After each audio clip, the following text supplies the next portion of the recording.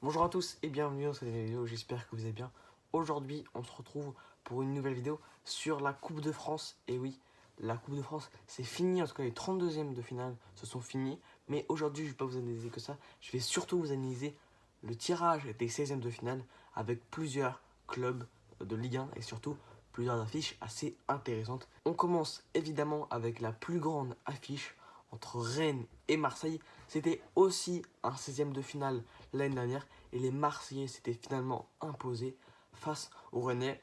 Là, actuellement, je dirais quand même une victoire de plutôt Rennes quand même qui sont dans une meilleure période parce que Marseille va perdre ses joueurs pour la CAN. Déjà qu'ils ont été assez diminués pour le dernier match face à une Nationale 2.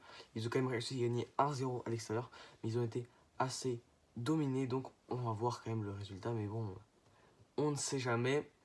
Je vois quand même Rennes s'imposer. Ensuite, il n'y a pas de rencontre très intéressante jusqu'à quand même un PSG Orléans. C'est-à-dire c'est une nationale, mais le Paris Saint-Germain va sûrement faire tourner. À voir si les joueurs d'Orléans peuvent faire un exploit, mais je ne pense pas. Je vois évidemment une victoire de Paris. Lille, lui, joue face au Racing. Je pense évidemment que Lille va gagner face à une 4e division, la N2.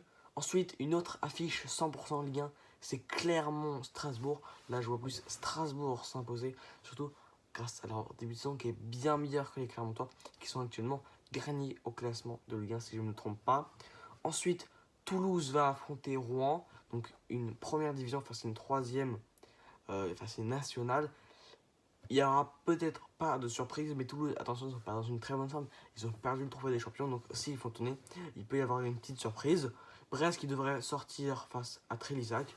Et puis ensuite, à part Le Havre-Châteauroux, je ne vois pas de rencontre où une Ligue 1 pourrait se faire peur. Lyon affronte Bergerac, c'est plutôt facile. Un duel peut-être 100% Ligue 2 entre le Paris FC et Valenciennes. Je vois évidemment les joueurs de la capitale s'imposer, même si ce n'est pas le Paris Saint-Germain.